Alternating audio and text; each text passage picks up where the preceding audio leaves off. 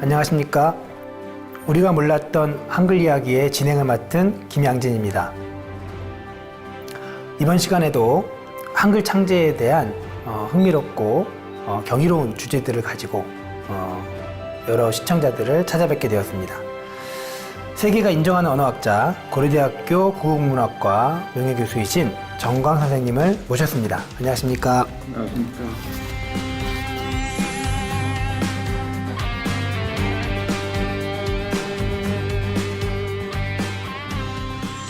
오늘 우리가 몰랐던 한글 이야기 그 8번째 이야기로 과연 한글은 세종이 단독으로 창제했는가, 세종이 한글을 창제하는데 조력자들은 없었는가 하는 그 질문으로부터 이야기를 시작할까 합니다.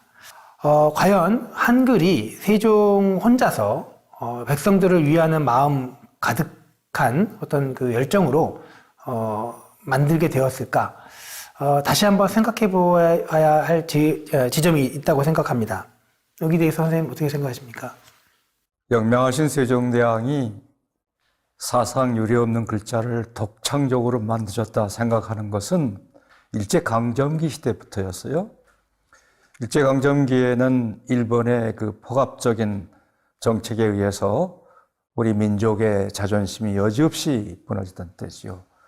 그래서 많은 분들이, 특히 독립운동을 하는 많은 분들이 우리 민족적 자긍심을 일깨워주기 위해서 우리말과 우리 글을 신성화하기 시작을 했습니다. 오로지 우리 민족적 자긍심을 일깨워주고 일본이 없는 우리의 그 한글이라는 고유한 문자를 가지고 있다. 그런 것을 이제 자랑하기 위한 것이었습니다. 오늘과 같은 과학이 발달하는 시대에 제대로 한글도 문자학적으로 연구하고 그것을 이제 세계만방에 자랑을 해야지 덮어놓고 신화적인 이야기로 한글을 얘기하는 것은 바람직한 태도가 아니라고 생각합니다. 네, 그러면 한글이 과연 세종의 단독 창의적인 어떤 그 힘에 의해서 만들어졌는지, 아니면 또 다른 많은 지식들이 커다란 어떤 웅덩이 같은 것들을 이루고 훈민정음이 만들어졌는지, 이런 이야기들을 한글 창제에 대한 좀 더 근본적인 질문을 가지고 거기에 대한 답을 찾아가는 시간을 가져보도록 하겠습니다.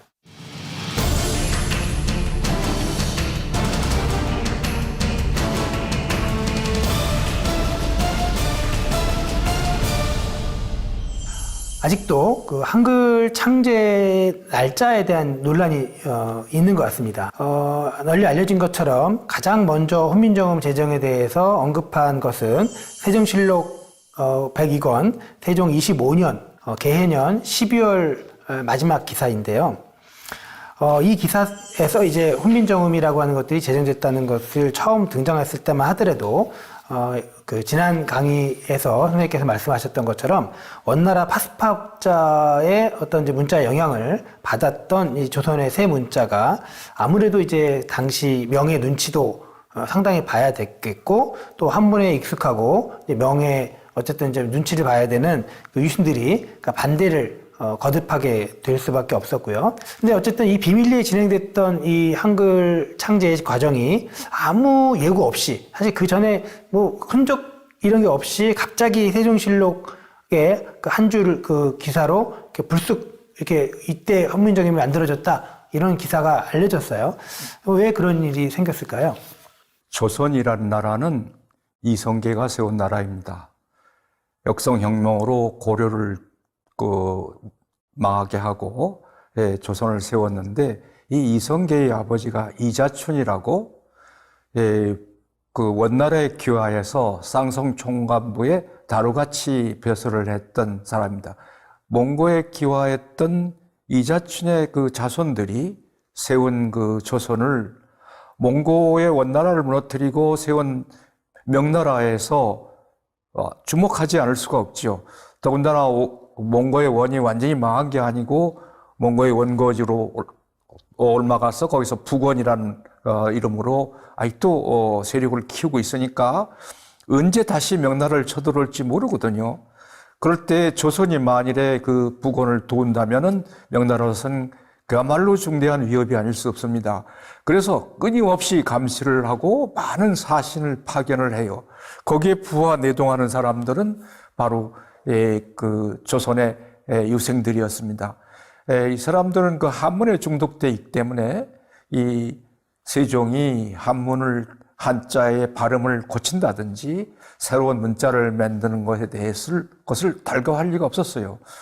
이러한 그 주변 정세 때문에 세종은 가족들과 함께 비밀리에 새 문자를 만들었고, 그리고 이제 젊은 변연학자들의 일부를 불러다가 이를 돕게 해서 만든 다음에 세종 25년 15월에 10월 상친제 원문 28자 시위 훈민정음이라는 구절로 첫 번에 나타납니다. 여기서 우리가 조심해야 할 것은 실록은 누가 만드느냐? 세종이 돌아간 한참 후에 유신들이 만듭니다. 이 유신들이 자기들이 달가워하지 않는 세종의 새 문자에 대해서 뭐 굳이 옛날부터 이런 일이 있었다고 기록할 이유도 없겠고, 근데 그때 나는 상친제 원문 27자였던 것이 실록을 만들 때 고쳐진 것 같아요. 그리고 다음에 오는 시위 훈민정음, 이거는 이미 벌써 훈민정음이란 말은 그 실록이 나왔을 때, 세조 때 나오는데, 이미 더 이상 쓰지 않는다. 그런 의미가 되고, 언문이란 말이 정식 명칭이었다. 이렇게 볼 수 있죠. 근데 이것이 파스파 문자의 그 영향을 받은 것만은 사실입니다. 네, 세종이 그 명나라를 이제 의식하는 그런 민감한 상황에서도 파스파자를 참고해서 새 문자를 창조했던 그 이제 시대적인 이제 그 분위기를 말씀해 주셨는데요. 특히 이제 지난 강좌에서 파스파 문자와 한글의 관계에 대해서 상세히 설명을 해 주셨어요. 그런데 오늘 한번 먼저 이제 우리가 세종이 그 주변인들의 도움을 얼마나 받았는지에 대한 얘기하기에 앞서서 그 파스파자에 대한 인식이 그 당시에 얼마나 퍼져 있었던지 한번 다시 좀 정리를 해 주시면 어떨까요? 예, 원나라 때 만든 파스파 문자는 한자를 배우는 사람들에게 발음 기호로서 아주 유용했고, 이 파스파 문자를 고려 후기와 조선 초기에는 역관들에게 교육까지 했어요. 태조실록에 보면은 통사과의 시험에 그 시험 문제로 나옵니다. 그것은 역관들이 그걸 시험 봤다는 거죠. 적어도 조선 태조 때까지는 그랬고, 또 도문간지 과거조를 보면 역시 같이 그 처바울진, 데르베르진을 시험 본다는 규절이 있습니다. 이걸 보면은 파스파 문자인 처바월진, 데르베르진은 사각 문자는 조선 전기까지는 널리 알려진 문자일 거고, 그리고 사성통고나 사성통해에서 파스파 문자로 쓴 문서들을 많이 인용했다고 써 있습니다.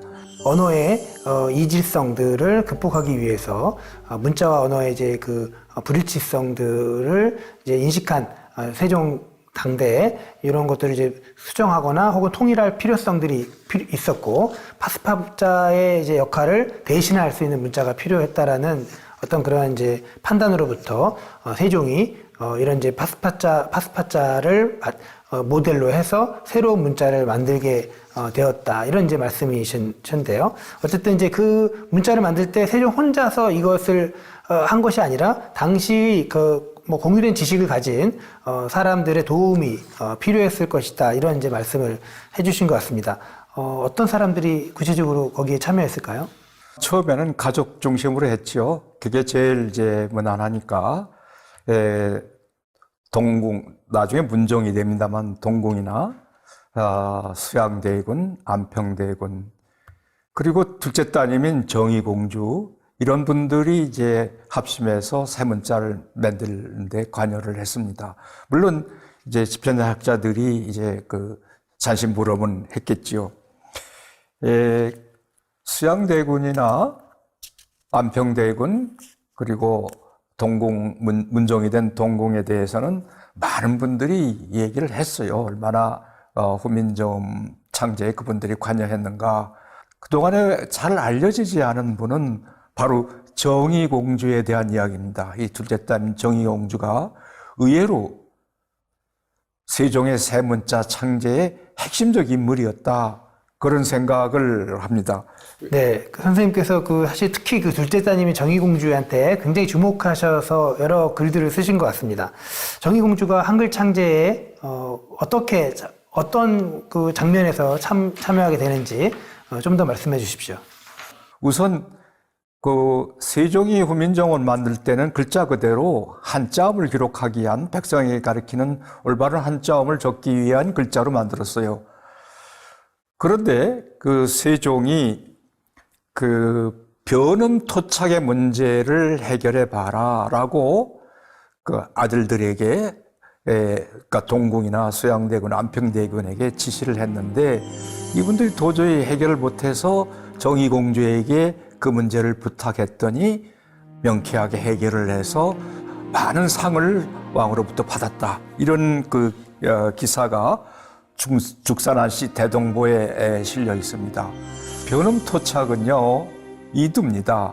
소리를 바꿔서 토를 달다라고 하는 이두예요. 우리 그 한자 표기입니다. 어떤 걸 변음토착이라고 하느냐 하면 우리가 한문을 읽을 때 이제 조사와 어미를 붙일 수가 없습니다. 한문은 표의문자이기 때문에.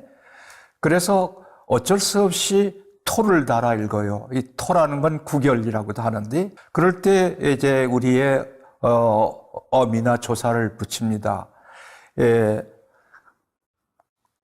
여러분 잘 아는 후민정 그 서문을 가져보면 국지어미 할 때 그 이자를 한자로 쓰고 그 이호 중국 하야 할 때도 그럼 이 하야를 어떻게 쓰느냐 하면 하위자는 석독 색임으로 읽고 야는 음독을 해서 하야로 읽습니다. 이게 바로 변음토착인데 이 변음토착의 방법을 그 죽산안씨 대동보에 하면 정의공주가 발견을 해서 이제 이 문제를 해결해 줬다.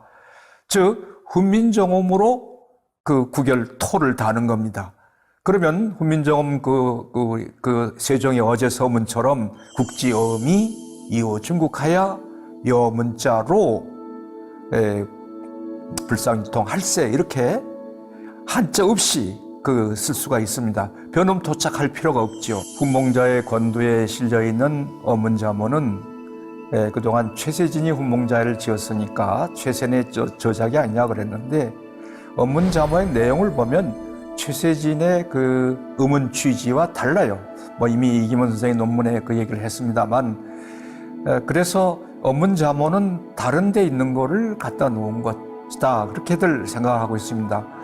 이 업문자모는 정말 아주 훈민정음보다 더 정확하게 이 업문의 여러 글자들에 대해서 설명하고 이해를 도와줬습니다. 예를 들어서 군자 초발성, 기역은 군자 초발성, 기역의 첫 소리는 군자에 처음 표현하는 소리다.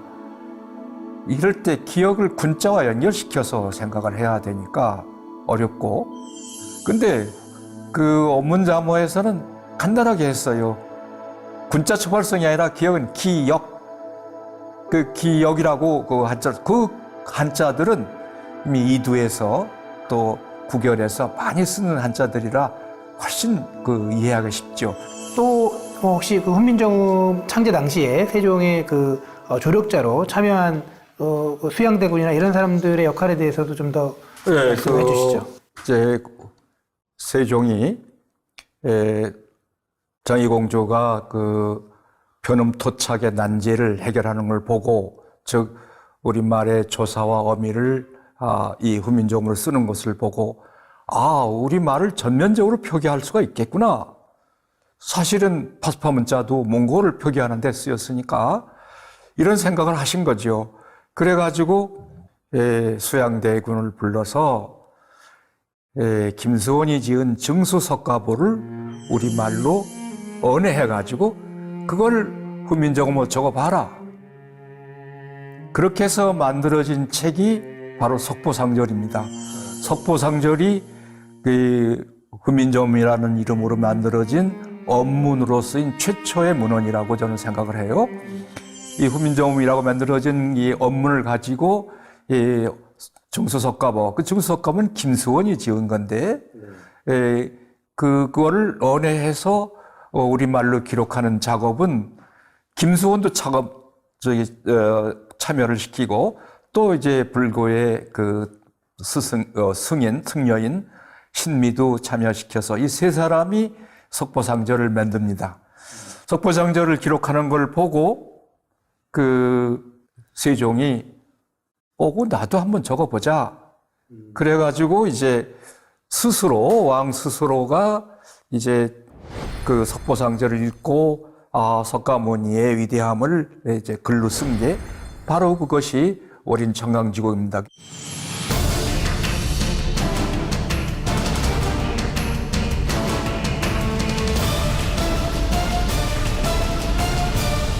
한편 이제 기록에 따르면 세종이 그 후민정음을 처음 만들고 맨 처음 했던 것이 집현전 학자들에게 그 운해를 번역시켰다, 이런 이제 그 명이 후민정음 창제에 그 처음 했던 일이라고 생각이 되는데요. 이 일은 그러면 어떤 종류의 일이고 이게 어떻게 진행됐는지도 좀 설명을 해주십시오. 예, 세종이 15년 12월에 내가 새로 언문 28자를 만들었는데 이게 후민정음이다라고 이제 공개를 해요. 그러고 2달 후에, 그러니까 세종 26년 2월 16일 날, 내가 날짜를 얘기하는 건 이제 채말제 반대 상소와 관련이 있기 때문인데 16일 날 세종이 명을 내립니다. 세 문자를 써라가 아니라 운해를 이 후민정음으로 번역하라. 근데 운해라고 하는 것은 뭐 고금운해, 그 원나라 때 황공소가 지은 고금운해를 말할 것이고, 근데 그 책은 이제 그 출판이 안 됐으니까 그 제자 웅충이 지은 고금운해 거요를 말할 텐데 이거를 번역하라. 그렇게 이제 그 명령을 내리니까 이제 비밀리에 문자를 만든다는 소문은 들었지만 실제로 이 문자를 만든 게 이제 세상에 나타나게 된 거죠. 내가 후민정음이 한자음을 위한 거다라는 얘기를 감히 할 수 있던 것은 후민정음이라는 새 문자를 만들어서 맨 처음 한 작업이 운해를 역하라예요. 역이란 말은 바꾼다는 말이니까 이 운서를 번역한다는 건 언해가 아닙니다. 발음을 적으라는 뜻이고, 이제 거기에 이제 진앙대군과 안평대군 이런 사람들이 이제 감독을 하게 하고, 집현전에 이제 최항이나 박팽년, 신숙주, 이설로, 이계, 강희안 이런 사람들이 이제 모여서 운해를 번역하게 하지요. 이때 진양대군은 수양대군을 말하는데 이 모든 일을 임금이 보고하게 하고 또 많은 물자를 들여서 이들을 우대하게 해요. 다만 다른 사람 다 집현전 학자인데 돈룡부 주부인 강희안이 들어 있습니다. 이 사람이 왜 들어가 있냐 하면 이 사람은 신미 스님의 추종자예요.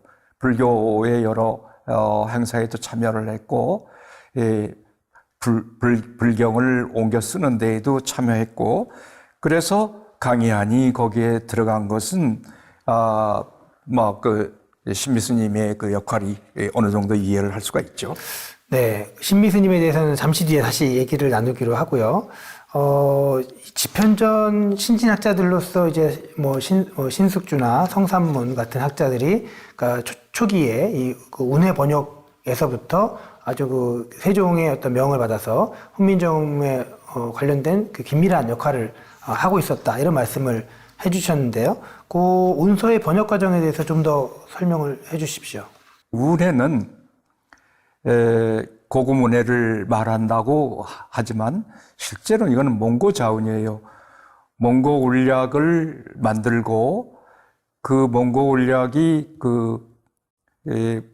장안의 발음으로 돼 있기 때문에 이거를 북경 발음으로 옮겨 놓은 것이 그 몽고 자원인데 그 역할을 누가 하느냐 하면 고금 운해가 해요.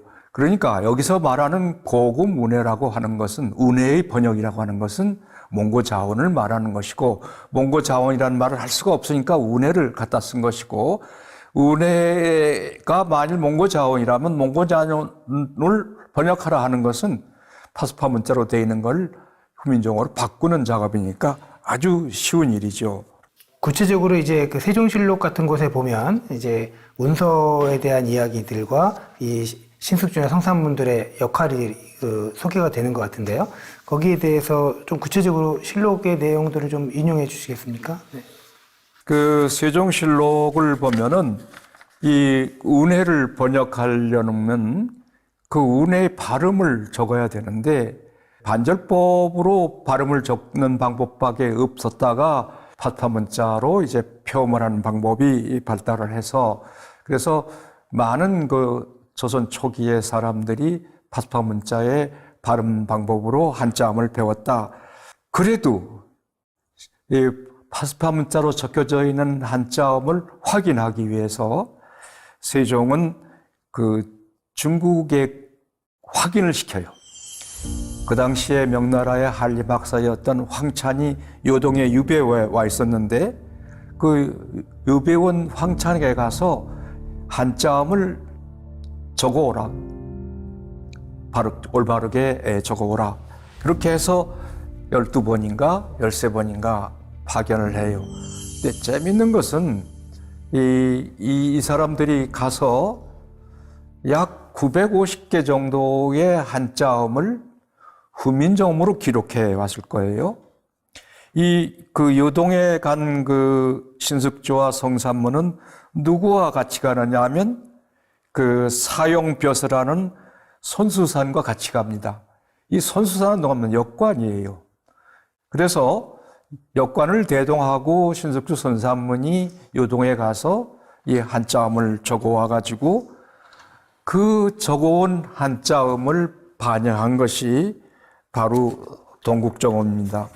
예를 들어서 그 보안제 집에 있는 신숙주의 모주에 보면은 그때 한림학사 환찬이 죄를 입어서 요동에 유배되었는데 일축년 1445년 봄에 신숙주로 하여금 중국에 들어가는 사신을 따라가도록 하였다. 요동에 이르러 황찬을 만나 질문하였는데 신숙주는 원문으로 중국의 그러니까 기록 발음을 적어서 문제를 쉽게 풀이하고 조금의 착오도 없어서 황찬이 크게 기특하게 여겼다. 이런 구절이 있습니다. 그러니까 황찬에게 한자음을 발음하게 하고 그것을 이제 후민정음으로 적은 거지요. 황찬은 그 다음에 왔을 때 이 한자의 발음이 어떠냐 하고 물어봤더니 정확하게 성산문이 대답을 해서 무릎을 쳤다 하는 얘기가 실록에 있어요. 그걸 보면은 훈민정음이 그 한자음 표기에 그 역할을 했던 것은 분명합니다.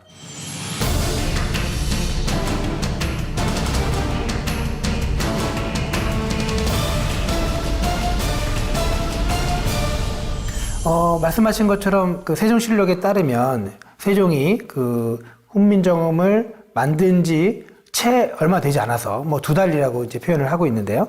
그러니까 2월 16일에 그러니까 새 문자를 만든 지 거의 뭐 2달도 채 되지 않은 그 시점에 운해의 번역을 명했다는 거죠. 근데 사실은 이게 사실 문자를 만드는 것과 이제 운해의 번역이 어떤 연결고리가 이제 있을 거라고 생각이 되는데요. 바로 그 해에 이제 그 며칠 뒤에 나흘 뒤에 이제 최만리가 반대상소문을 남기거든요. 그 최만리의 그 반대상소문의 의미를 좀 간단히 설명을 해주시죠. 그 최만리의 반대상소문은 뭐 여러 가지 측면에서 가장 큰 게 명나라로부터 이 세문자 제정을 어떻게 볼 것이냐 걱정하는 거고, 또 이제 이미 옛날에 그 고인들이 만들어 놓은 문서를 멋대로 변경할 수 있느냐.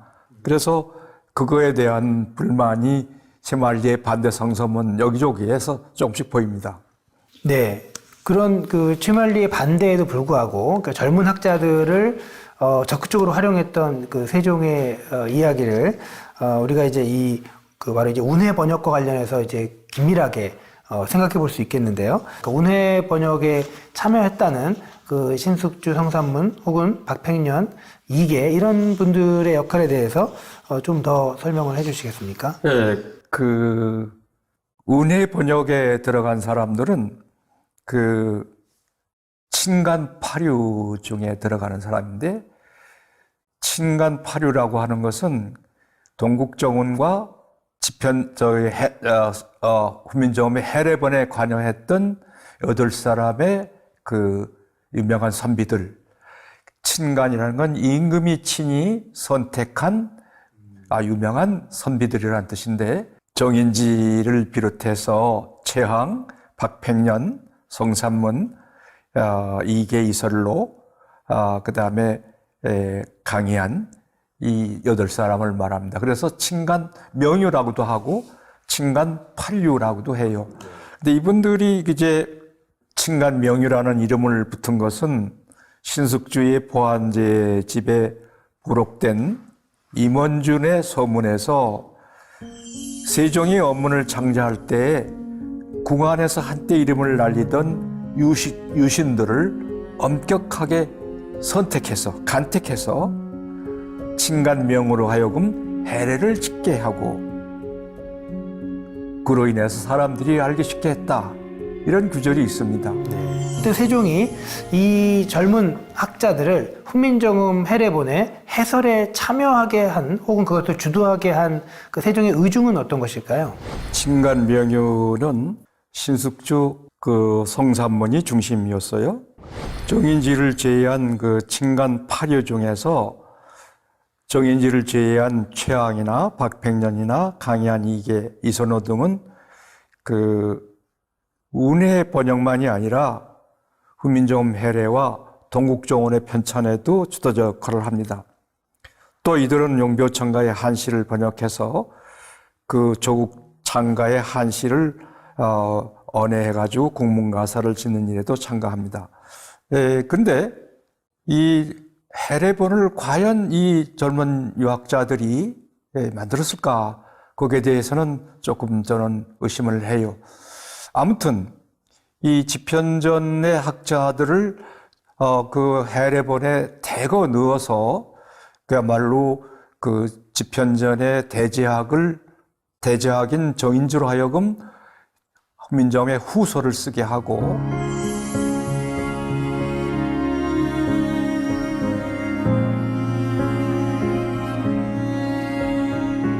그리고 최항 이하 여러 사람들을 해례본에 넣은 것은 최만리에 대한 그 대응입니다.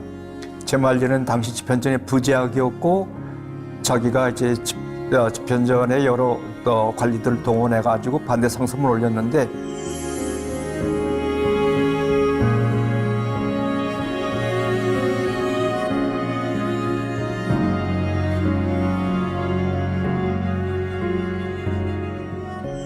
실제로 집현전의 학자들은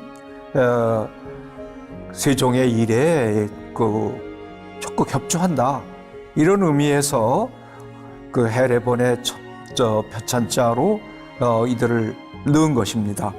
그 세종이 얼마나 최만리의 반대 상소에서 충격을 받았는지 알 수 있고요. 그 결과 이제 신미대사도 이 훈민정음 창제에 관여하게 되는 것입니다.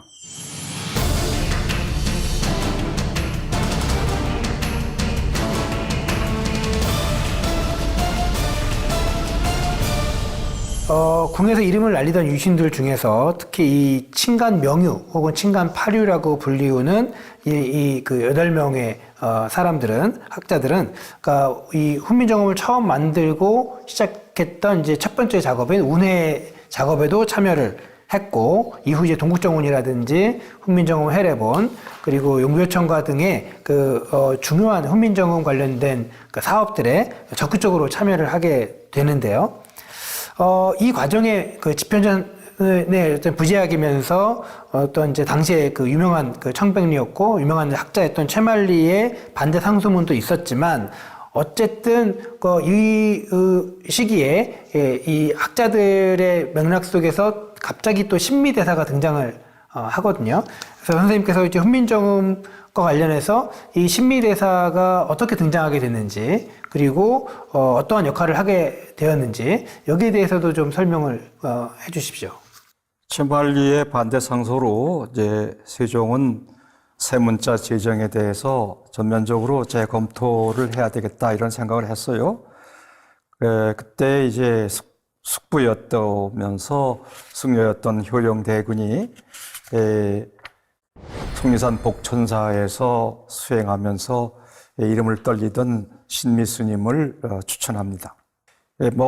신미스님은 유명한 함어당의 적통을 이어받은 학승이고 불가의 비가라련이나 성명기론을 깊이 알고 있었어요. 그래서 아마 효령대군이 추천을 했을 겁니다. 당시 신미대사는 불가의 범자 합수에서 널리 알려진 반자론, 즉 체문과 마다, 자음과 모음을 따로따로 배우는 반자론, 반자교, 그리고 이 둘을 합해서 식당 글자를 만드는 만자론, 그리고 고대 인도의 그 성명기론, 이런 거를 가지고 아마 세종과 대담을 했을 겁니다. 특히 식담장의 문자체계에 대해서 감동을 받아서 많은 유신들의 반대를 무릅쓰고 신미를 궁궐에 둡니다. 세종이 그 신미대사로부터 얻은 것은 식담장의 그 마다 12자에 대한 것일 것이고, 그리고 이제 그 체문에 관한, 즉 자음에 관한 거는 이미 파수파문자나 성문학적 지식으로 어느 정도 이해를 했던 것 같습니다.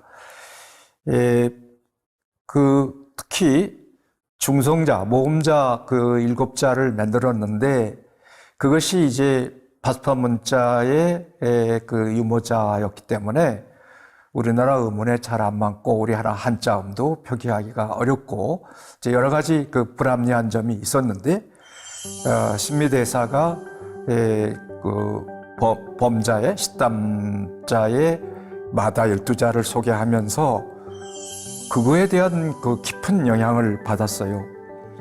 그래서 이제 신미대사는 7자 가지고 부족하고 더 많은 모음자를 만들어야 된다. 마다가 12자로 했으니까 11자 정도는 올려야 되지 않겠느냐. 그래서 제출자 4개를 더 만들어서 11자를 만듭니다. 그뿐만이 아닙니다. 그 신미대사는 성명기론을 알고 있었기 때문에 의문의 자질이라든지 분절음이라든지 그거의 좋은 방식, 좋은 위치 이런 거에 대해서 잘 알아서 우리말을 쓰는 데에 불필요한 선탁자, 유성음자들과 그리고 유성 마찰음은 그 순경음자를 10자를 빼내고 반절 27자 중에서 17자만 남깁니다. 그래가지고 이제 7자에서 11자로 눌린 11자를과 합해서 28자로 하고 이걸 이제 원문 28자가 되는 거죠. 그래서 나는 이 훈민정음 해례본의 여러 가지 설명들이 신미대사에 의한 것이 아닌가 그런 추측을 하고 있습니다. 왜 그러면 거기에 그 정인지 이하 집신학자들의 이름을 많이 넣느냐? 그건 어디까지나 최만리에 대한 그 대응이기 때문에 그렇게 했다 그렇게 보고 있습니다.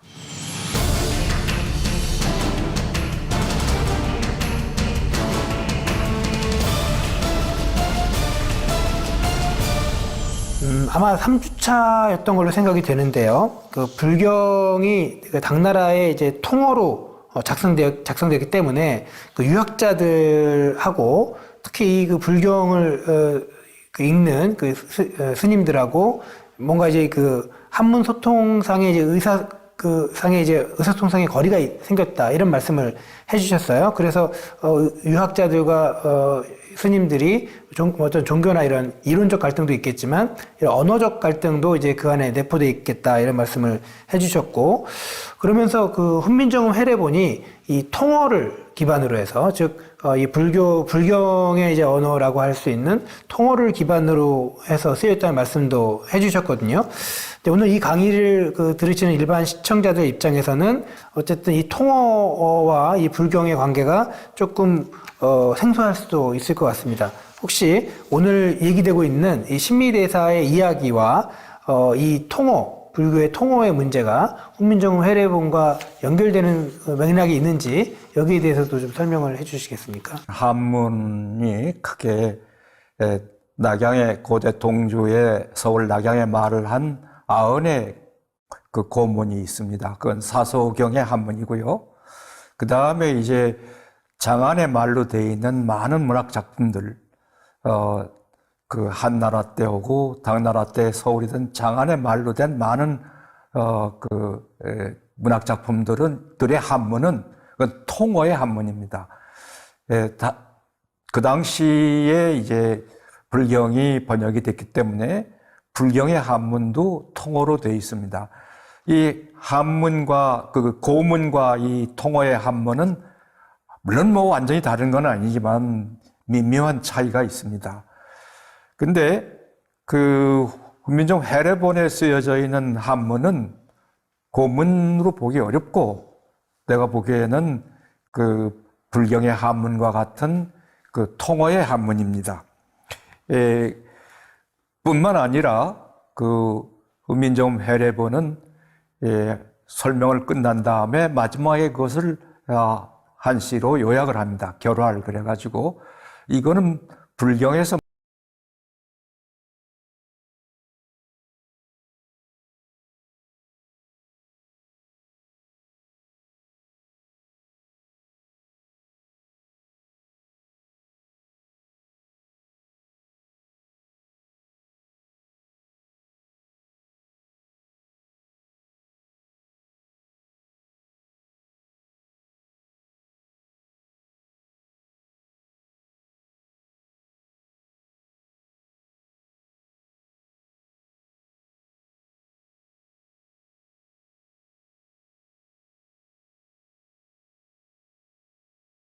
도 설명하기 어려운 고도로 발달된 음성학적 지식입니다. 이것은 성문학에도 없었고 성명기론의 해설로 볼 수밖에 없습니다. 이처럼 불가의 그 성명기론에 의한 음성학적인 설명을 붙일 수 있는 것은 이 부분에 달통한 신미대사를 둘 수밖에 없습니다. 특히 그 채말리의 반대상소에 이거 하나의 신기한 제주에 불과할 뿐이지 뭘 이것 때문에 온 나라가 난리칩니까 하는 그런 거에 대한 말하자면 대응으로 이렇게 심오한 일리들이 이 속에 들어있다, 그런 설명입니다. 오늘 그 한글 창제에 대한 그 여러 가지 의문들 중에 과연 한글은 세종대왕의 단독 창제인가? 그리고 이러한 그 질문을 좀 더 그 당시의 시대적인 상황으로 적극적으로 확장을 해서 한글 창제의 조력자들은 어떤 사람들이 있었는가, 이런 이야기들을 나눠주셨습니다. 끝으로 정관 선생님께 오늘 그 강좌에서 우리가 가장 그 핵심적으로 기억해야 될 이야기를 몇 말씀 들어보도록 하겠습니다.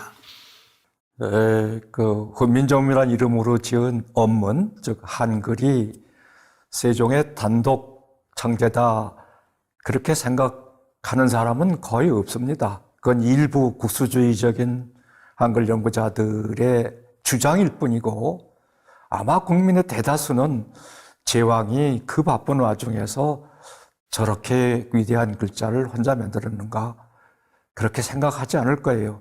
여북해야 나라 말씀이라는 영화까지 만들어졌겠습니까? 제발 그 훈민정음이라는 이름의 새로운 문자 창제를 그것도 좀 더 열린 마음으로 일제강점기도 아니잖아요. 만모로 학술적으로 연구해 주기를 바라는 마음 간절합니다.